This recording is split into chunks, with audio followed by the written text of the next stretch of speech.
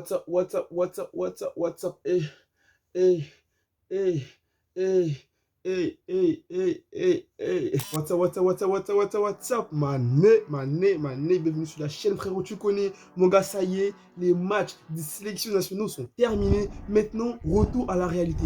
Et qui dit retour à la réalité, dit, on va parler du FC Barcelone, parce que comme vous le savez, les amis, le Barça, là, va entamer une semaine qui est très décisive, parce que là, ce dimanche, à 21h, on va affronter le FC Séville pour le match pour la deuxième place de la Liga. Qui aurait cru que le Barça en 2022 allait jouer un match décisif qui permettra au club du Barça de se placer deuxième de Liga Moro. Donc du coup, ce dimanche, on affronte le FC Séville et mon gars, je te mets le classement. Comme tu peux le voir, Séville, ils ont 57 points. Nous, le Barça, on a 54 points. En plus, on a un match en retard.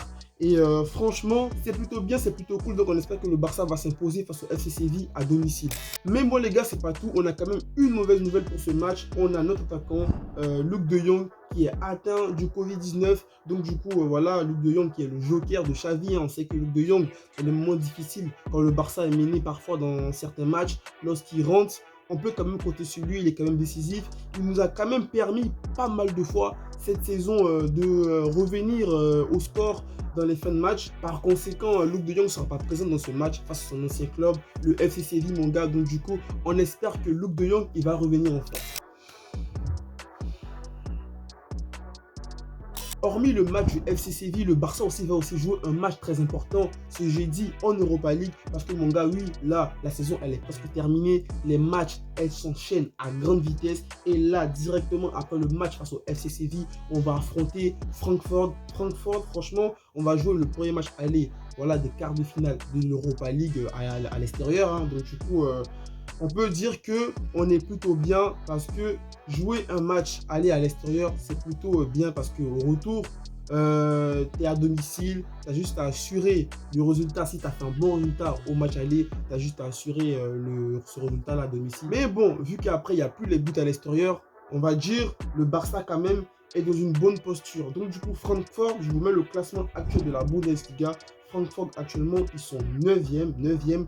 Donc du coup, on peut se dire que pour ce match, le Barça pourra aller sans trembler en Allemagne. C'est le premier match aller de l'Europa League, mon gars. Et on va poursuivre avec le président du FC Barcelone, notre président Juan Laporta. Voilà, Juan Laporta qui croit encore au titre de Liga. Franchement, mon gars, je ne sais pas si vous croyez que le Barça peut remporter cette Liga parce qu'on va se dire que le Real, quand même, ils ont quand même pris de l'avance en début de saison. Mais mon gars, Juan Laporta, il a dit quoi? Sur la Liga, je suis convaincu que nous pouvons la gagner. En fait, nous allons la gagner. Et je l'affirme de manière simple. Dans la dernière partie de la saison, nous sommes revenus très forts avec une équipe qui travaille à pleine capacité. Avec un entraîneur qui a des idées claires et nous fait jouer notre style de football authentique. Nous avons retrouvé notre essence et nous devons être optimistes pour gagner la Liga. Ce ne serait pas facile, il est évident que c'est un grand défi, mais je pense que c'est faisable. Nous devons battre Séville et voir ce que le Real fait à Vigo, car ces matchs ne sont pas faciles. Nous voulons offenser personne et nous respectons nos rivaux, mais nous sommes très clairs que nous prétendons à la Liga. Il faut tout pour gagner, mon gars. Es-tu d'accord avec les propos de Juan Laporta? Franchement, dit comme ça, lu comme ça, il y a un moyen. Il y a un moyen, même si le moyen il est très minime, mais quand même il y a moyen. Il y a quand même moyen. Et ensuite, il a été interrogé au sujet de Léo Messi. Alors qu'il avait été écarté l'hypothèse d'un retour de Lionel Messi, PSG 34 ans au FC Barcelone, en début de saison, Juan Laporta a senti faire un peu marche arrière cette nuit en Espagne. Juan Laporta joue à un drôle de jeu. En début de semaine, le président du FC Barcelone a fermé la porte à un retour de Lionel Messi en Catalogne. La relation est moins fluide. Maintenant, il est à Paris, a-t-il reconnu au micro de la RAC1. Je lui parle plus comme avant, ses proches regrettent Barcelone, mais je n'ai reçu aucun message de Léo ou de son entourage au sujet d'un possible retour. Pour le moment, nous n'envisageons pas cette option, nous construisions une équipe qui commence à travailler, mais Léo est Léo. Ok. c'est le meilleur joueur du monde, les portes du Barça lui seront toujours ouvertes. Bon, voilà, hein. Messi, l'été dernier, on ne peut pas se le cacher, il a fait vraiment de la peine à tous les supporters du Barça en allant au PSG. Surtout en allant au PSG, c'est vraiment le PSG au fait moi qui m'a fait la peine. S'il partait dans un autre club, je l'ai dit ça va, Messi, il a fait beaucoup pour le Barça. Mais bon, voilà, après, c'est son choix, il assume ses choix. Et voilà, là, au vu de ce qu'on a vu, Messi au PSG, c'est un gros échec. Franchement, c'est vraiment un gros échec pour Messi. On va pas se le cacher. En plus, voilà, je vois pas Messi la saison prochaine au PSG montrer plus que ce qu'il a montré là avec cette saison. Parce que bon, là, la Coupe du Monde qui arrive, ça va être sa dernière Coupe du Monde. Je pense que toute l'énergie qui lui reste, il va la donner cette Coupe du Monde là. Donc après ça, je vois pas un Messi revenir au PSG et tout plier comme il sait le faire. Et on va poursuivre aussi avec le cas Dembélé. Laporta s'est en fait penché sur le dossier Ousmane Dembélé en ouvrant la porte d'une prolongation. Ousmane sait ce que nous voulons, a-t-il commenté. Nous avons une bonne relation avec lui et il est clair que Xavi a su trouver la place qu'il lui faut et que cela commence à fonctionner.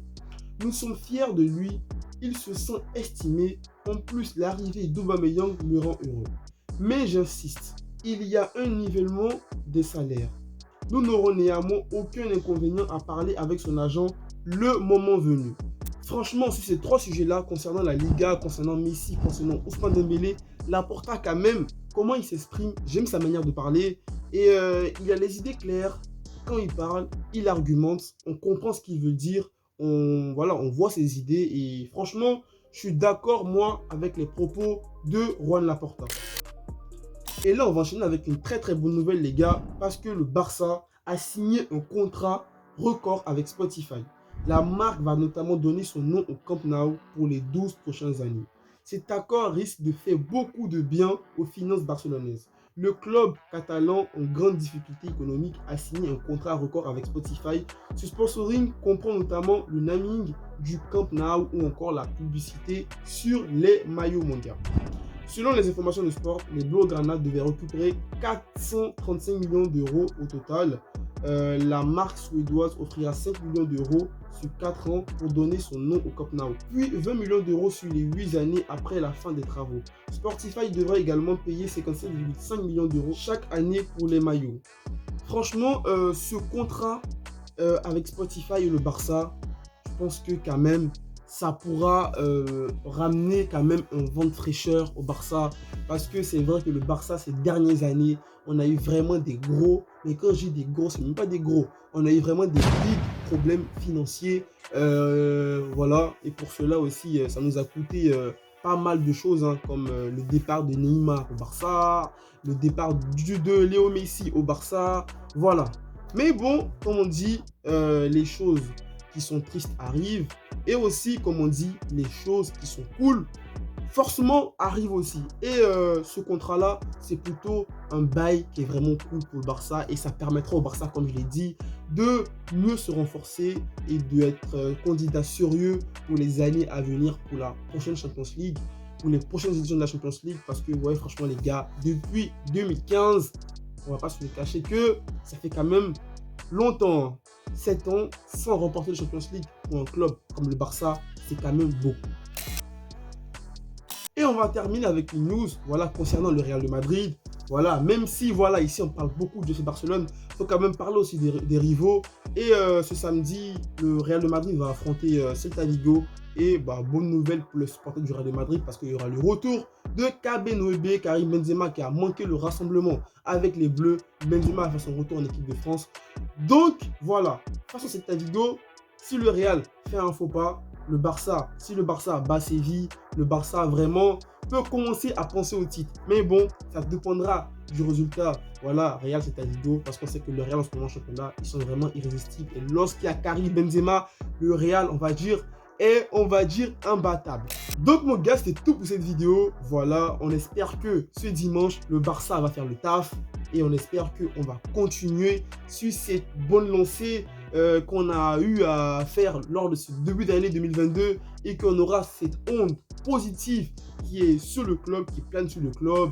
Et cette harmonie entre les joueurs qui est, on va dire, mais parfaite, parce que ça se voit sur le terrain que tous les joueurs sont heureux. Tous les joueurs sur le terrain savent ce qu'ils ont à faire. Tous les joueurs sur le terrain, voilà, sont pas perdus sur le terrain. Ils savent ce qu'ils ont à faire. Ils savent ce que Xavi a dit de faire. Ils appliquent les règles de Xavi. Ils appliquent la tactique de Xavi sans rien déranger. Donc, mon gars, voilà. Bonne chance au Real hein, qui va prendre sur ta vidéo. Et nous, le Barça, quand même, on observera ce match de près. Et face à Séville, il faudra, voilà, sortir les crocs. Montrer qu'on est vraiment de retour avec le match du Classico qu'on a fait face au Real. Il faut continuer comme ça. Et aller titiller le Real jusqu'à la fin de la saison pour le podium, pour le titre de champion de la Liga, mon gars. Sur ce, mon frérot, prends soin de toi, hein. Prends soin de ta famille, n'oublie pas, mon gars. Reste toujours positif. Donc, mon gars, ensemble. Allez, peace!